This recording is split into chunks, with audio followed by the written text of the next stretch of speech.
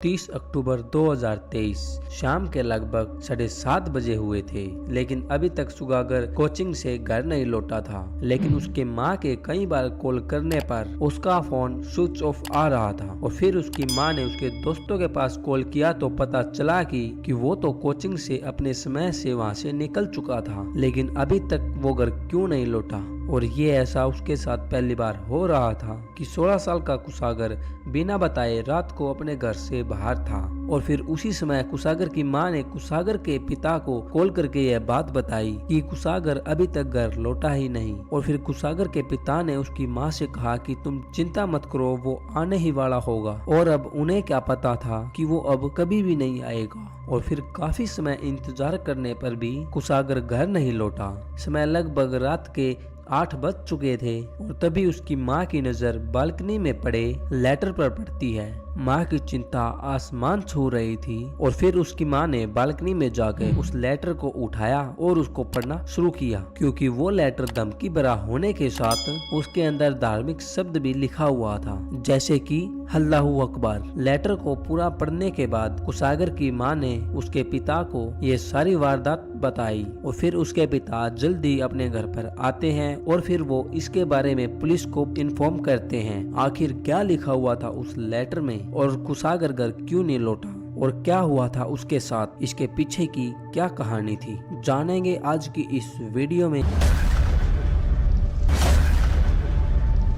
यह कहानी है कानपुर के रायपुर की, जहाँ पर सुकागर नाम का एक लड़का रहा करता था। उसके पिता मनीष कलोरिया कपड़ों के काफी बड़े व्यापारी थे और उस लेटर में कुछ ऐसा लिखा था जो कि आपको बहुत ही ध्यान से सुनना चाहिए, तभी आप आगे की वारदात को अच्छे से समझ पाएंगे। कि मैं नहीं चाहता कि आपका त्योहार बर्बाद हो।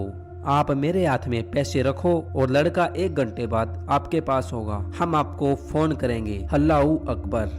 इस लड़के की गाड़ी और उसका मोबाइल दोनों आपके घर के पास होटल द सिटी क्लब के पास खड़ी है। मैं आपका नुकसान नहीं चाहता। मैं आपको बार बार बोल रहा हूँ कि घबराओ ना, आप अल्लाह पर भरोसा रखो। इस लेटर के दूसरे पेज पर लिखा था, आपसे निवेदन है कि यह बात आप ना तो पुलिस से बताएं और ना ही अपने कोई रिश्तेदारी या अपने कोई पड़ोसी से, कि हमने आपके कुशागर को किडनैप कर लिया है। आपके पास केवल 2 या 3 दिन का समय है। आप जल्दी से 30 लाख रुपए का इंतजाम कर लो। अगर यह बात कहीं भी फैली तो इसके जिम्मेवार स्वयं आप होंगे। अब आप जल्दी से 30 लाख रुपए का इंतजाम करो और अपने बच्चे को 1 घंटे के बाद घर में देखो और पैसे लेकर रात में 2 बजे कोला कोला चौराहे पर मिलो। मैं पैसे लेने आऊंगा। जैसे पैसा मेरे हाथ में आएगा, ठीक उसी 1 घंटे बाद आपका लड़का आपके घर के अंदर होगा। और पैसों की व्यवस्था हो जाए तो घर के चारों ओर पूजन वाला झंडा लगा देना। मैं देख लूंगा और फिर आपको फोन करूंगा। और कोई भी होशियारी हुई तो उसके जिम्मेवार स्वयं आप होंगे। मेरी नजर आपके घर पर ही होगी। अगर कोई भी बात बाहर वालों को पता चली तो आप देख लेना और आप बिल्कुल भी न घबराए, आपका लड़का सही सलामत है। अब इस लेटर को पढ़ने के बाद ये तो साफ हो चुका था कि आखिरकार कुशागर क्यों घर नहीं लौटा। हैरान करने वाली बात इसमें यह थी कि इस लेटर में धार्मिक शब्द का नाम यूज हुआ था, जैसे कि अल्लाहू अकबर और उस पूजन वाले झंडे का। शायद किडनैपर इस केस को कुछ और ही मोड़ देना चाहता था, जिससे घर वालों का ध्यान कहीं और ही चला जाए। इस लेटर को पढ़ने के बाद उसकी माँ ने कुशागर के पिता और उसके चाचा को यह सारी बात बताई और फिर वो दोनों भी जल्द ही घर पर पहुंचे। और अभी यह मामला काफी ज्यादा संगीन हो चुका था, इसलिए उनका एक गलत फैसला भी कुशागर मौत की जिम्मेवारी बन सकती थी। लेकिन फिर भी उन्होंने काफी ज्यादा सोच समझकर पुलिस को इन्फॉर्म कर दिया। अभी ज्यादा वक्त नहीं हुआ था, इसलिए कुशागर को अभी भी बहुत ही जल्द ढूंढा जा सकता था। तभी की तभी पुलिस लड़के को ढूंढना शुरू कर देती है और साथ ही उसके फैमिली वाले भी उसकी तलाश में लगे हुए थे। कुशागर के परिवार वाले जिस अपार्टमेंट में रहते आ रहे थे, उसके सिक्योरिटी गार्ड से जब पुलिस वाले पूछताछ करते हैं तो वहाँ पर एक बहुत बड़ा खुलासा होता है। सिक्योरिटी गार्ड ने बताया कि शाम के तकरीबन 6:45 बजे स्कूटी पे एक शख्स आता है और मुझको लेटर देते हुए कहता है कि यह लेटर उस घर में जाके दे दो, जबकि मैंने उससे कहा कि तुम यह लेटर जाके खुद ही दे आओ। और साथ ही तुम इस हेलमेट और मास्क को हटा के जाओ। अब सिक्योरिटी गार्ड को बहुत ही ज्यादा बुरा लगा क्योंकि उसने अपने फेस को पूरी तरह से ढका हुआ था। और जब गार्ड ने उसकी स्कूटी को देखा तो आगे वाली नंबर प्लेट को काले रंग से ढका हुआ था और पीछे का नंबर प्लेट रुमाल से कवर था। इसको यहाँ पे बहुत ही ज्यादा गड़बड़ लगी और फिर भी गार्ड ने उस स्कूटी के पीछे वाली नंबर प्लेट को नोट कर लिया। हालांकि वो जल्दी से स्कूटी की फोटो भी खींचना चाहता था, लेकिन उस व्यक्ति को पता न चल जाए इसलिए वो ऐसा नहीं कर सका। हालांकि गार्ड का यहाँ पे ये भी कहना था कि वह स्कूटी को अच्छे से पहचानता था और वो उसे नंबर भी याद था। और यहीं से एक नाम सामने आता है, रचिता। यह नाम सामने आते ही कुशागर के घर वालों के होश उड़ जाते हैं क्योंकि यह नाम कुशागर के घर वालों के लिए कोई नया नाम नहीं था, क्योंकि रचिता कुशागर की ट्यूशन टीचर हुआ करती थी और जो स्कूटी सीसीटीवी फुटेज में देखा गया वो स्कूटी रचिता की ही थी। इसीलिए कुशागर के घर वालों को रचिता के ऊपर बहुत ज्यादा शक होने लगा था। और फिर कुशागर के चाचा रचिता के घर जाते हैं और फिर बातों ही बातों में वो उसके स्कूटी के बारे में पूछना शुरू कर देते हैं। तो रचिता बताती है उसकी स्कूटी तो उसके फ्रेंड प्रभात के घर पर खड़ी है। जब वह प्रभात के घर जाते हैं तो सच में वो स्कूटी वहाँ पर ही खड़ी थी। और फिर कुशागर के चाचा ने यहाँ पर बहुत ही बड़ी होशियारी दिखाते हुए प्रभात से कहा कि कुशागर को ढूंढने में हमारी मदद करो। और फिर चाचा जी उसी की स्कूटी पर सवार होकर प्रभात को पुलिस स्टेशन लेके जाता है FIR दर्ज करवाने के लिए। और फिर वहीं पर प्रभात को अरेस्ट करवा दिया जाता है और साथ में रचितिका को भी। ये सब इतनी चालाकी से किया गया था कि रचितिका और प्रभात को भी पता नहीं चला। वो स्कूटी जिस स्कूटी पर सवार हो गए वो शख्स घर में लेटर देने आया था। हालांकि पुलिस अपनी जांच में उस सीसीटीवी फुटेज को भी देखती है जहां पर कुशागर कोचिंग करने जाता था।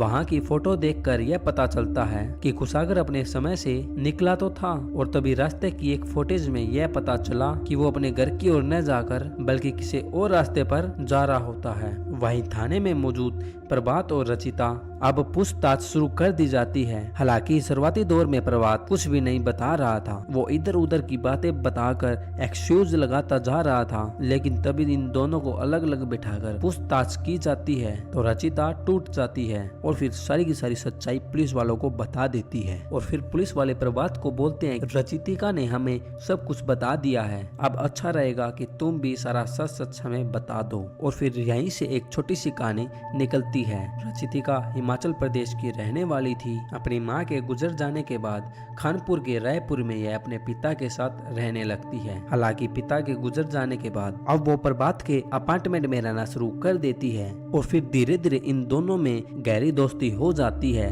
यह दोनों साथ में रहते रहते इन दोनों में काफी ज्यादा प्यार हो जाता है और फिर इन दोनों ने आगे चलकर शादी करने का फैसला किया। लेकिन अभी तक उनके पास इतने पैसे नहीं थे और प्रभात एक ऐसा लड़का था जो कि सट्टेबाजी में काफी ज्यादा पैसे हार चुका था और वो अब एक ऐसा रास्ता ढूंढ रहा था जहां से एक साथ बहुत सारा पैसा आ सके। रचितिका न केवल कुशागर की ट्यूशन टीचर थी बल्कि वो कुशागर के घर वालों से भी इतनी ज्यादा अटैच हो चुकी थी जिसकी वजह से कुशागर के घर वाले उसे अपने परिवार का हिस्सा मानने लगे थे। ट्यूशन के बाद भी रचिता उसके घर पर आती जाती रहती थी। ट्यूशन के 2 महीने बाद कुशागर अपना 16वां बर्थडे सेलिब्रेट करता है तो वो रचितिका को भी इनवाइट करता है। रचितिका अपने बॉयफ्रेंड यानी प्रभात के साथ उस बर्थडे पार्टी में जाती है। अब वो बर्थडे पार्टी किसी आम लड़के की नहीं थी, यानी जाने माने एक व्यापारी के लड़के की थी, क्योंकि वो पार्टी बहुत ही शान और शौकत से मनाई जा रही थी। इसी पार्टी को देखकर रचितिका के बॉयफ्रेंड प्रभात के मन में एक ऐसा ख्याल आता है कि पार्टी करने के बाद घर जाने के बाद वो सारी बात रचितिका को बताता है कि वो ऐसा ऐसा करके एक झटके में लखपति बन सकते हैं। लेकिन यह प्लान यह काफी महीनों से करने का सोच रहे थे। इस प्लान को सुनकर रचितिका भी हाँ भर देती है, क्योंकि अचानक से आने वाला पैसा आदमी को अंधा कर देता है, जो कि रचितिका भी हो गई थी। इतना ही नहीं, इस घटना को अंजाम देने से कुछ दिन पहले ही रचितिका और प्रभात दोनों एक शोरूम में जाते हैं और वहां पर एक काफी ज्यादा महंगी गाड़ी को बुक कर लेते हैं और वो वहां के मैनेजर से भी बात कर लेते हैं कि वो कुछ दिन बाद पैसे लेके आएंगे और इस गाड़ी को ले जाएंगे। और साथ में उन्होंने हनीमून की भी अच्छी खासी प्लानिंग कर ली थी। इसलिए पता चलता है कि उन दोनों को अपने प्लान के ऊपर कितना ज्यादा भरोसा सोचा था कि वो इस पर बहुत ही जल्द सक्सेस पा लेंगी। हालांकि इस प्लानिंग में रचितिका और प्रभात ही नहीं बल्कि आर्यन गुप्ता भी शामिल था, जो कि कुशागर के घर पर लेटर छोड़ने के लिए गया था। प्रभात ने आगे बताया कि वो जानबूझकर बीच रास्ते में कुशागर से लिफ्ट मांगता है। अब कुशागर प्रभात को जानता था कि वो उसका ट्यूशन टीचर का फ्रेंड है, तो वो उसे बिना पूछे लिफ्ट दे देता है। हालांकि उसके घर पर पहुंचने के बाद प्रभात ने कुशागर को कोल्ड ड्रिंक ऑफर करते हुए कहा कि तुम आराम से कोल्ड ड्रिंक पियो और फिर अपने घर पर चले जाना। ऐसे ऐसे बोलकर वो उसे अपने घर के अंदर ले जाता है, जहाँ पर पूरी तैयारी कर ली गई थी। एक छोटा सा स्टोर रूम जहाँ पर एक गद्दा भी बिछा हुआ था। हालांकि घर के अंदर जाते हुए एक सीसीटीवी फुटेज भी बरामद हुआ, जहाँ पर यह दोनों घर के अंदर जाते हुए दिखाई दे रहे हैं। लेकिन थोड़ी देर बाद ही उस सीसीटीवी फुटेज में यह कुछ दिखाई देता है कि उस घर से बाहर केवल प्रभात ही बाहर आता है, क्योंकि प्लान के मुताबिक जब वो उसको अपने घर के अंदर लेके गया,